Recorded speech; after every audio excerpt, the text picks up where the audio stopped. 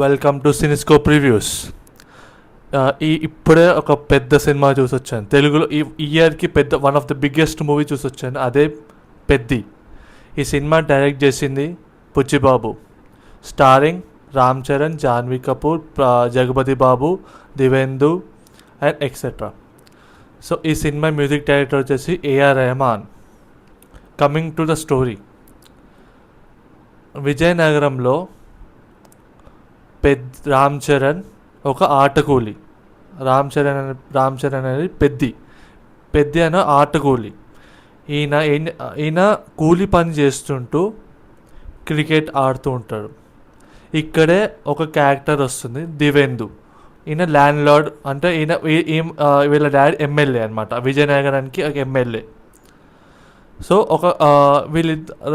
దివేందు పెద్దిని కొంటారు అనమాట. ఒక 601 రూపీస్కి కొంటారు ఆట ఆడమని. వాళ్ళ ఒపోనెంట్ ఎవరు? బొబ్బిలి.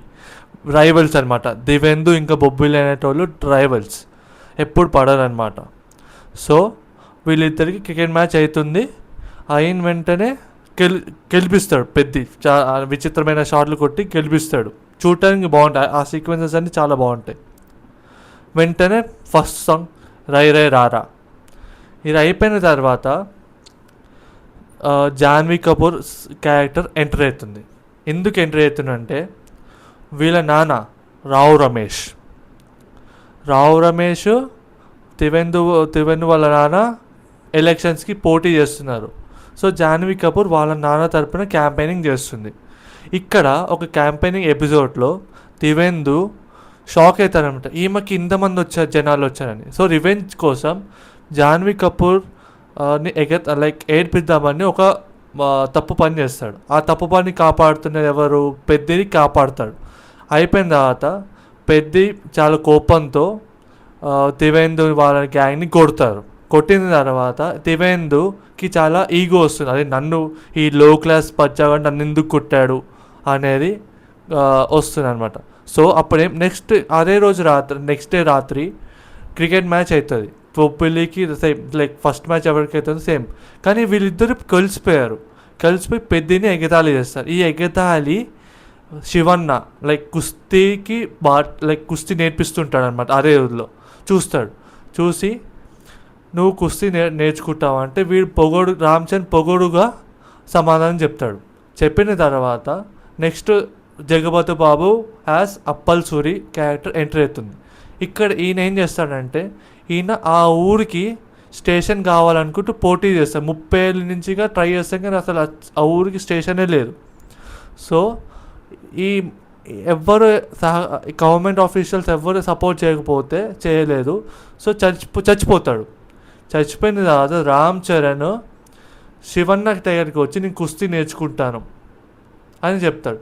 ఇదంతా అయిపోయిన తర్వాత అసలు లాస్ట్కి స్టేషన్ వస్తుందా అట్లా కుస్తీ తర్వాత క్రాస్ ఓవర్ అథ్లీట్ ఎట్లా అవుతాడు, బొమ్మన్ అని ఎవరు, ఇవన్నీ మీరు సినిమా చూసి తెలుసుకోండి. పాజిటివ్స్కి వస్తే Ram Charan BGM, story, second హాఫ్లో climax, pre climax to climax మసా. అండ్ నెగిటివ్స్కి వస్తే length 3 hours 9 minutes, it's too long. I guess around 30 minutes cut shot చేయొచ్చు సినిమాని. ఇంకోటి బిగ్గెస్ట్ డ్రాబ్యాక్, నాకు ఈ 2 క్యారెక్టర్స్ ఎందుకున్నారో తెలీదు, జాన్వీ కపూర్, దివేందు.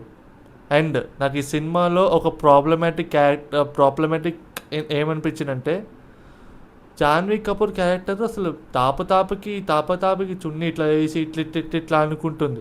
ఎందుకు అంటుందో తెలీదు.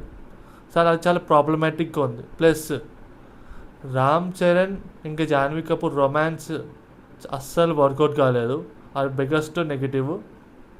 సో ఓవరాల్గా నేను చెప్పేది ఏంటంటే, ఇది ఒక డీసెంట్ వర్త్ వాచింగ్. రామ్ చరణ్కి బెస్ట్ అని చెప్పాను.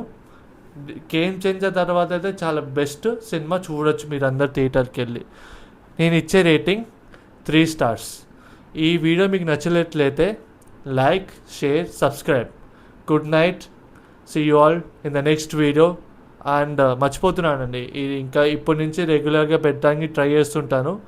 ఇంకా వచ్చే వీడియో ఫ్రైడే నైట్ ఒక హిందీ మూవీ రివ్యూ అయిపోతుంది. వరుణ్ ధావన్, పూజా హెగ్డే, ఇంకా మృణాల్ ఠాకూర్ సినిమా. అది మనం ఫ్రైడే వీడియోలో తెలుసుకున్నాం. చలో బాయ్ బాయ్, సీ యూ.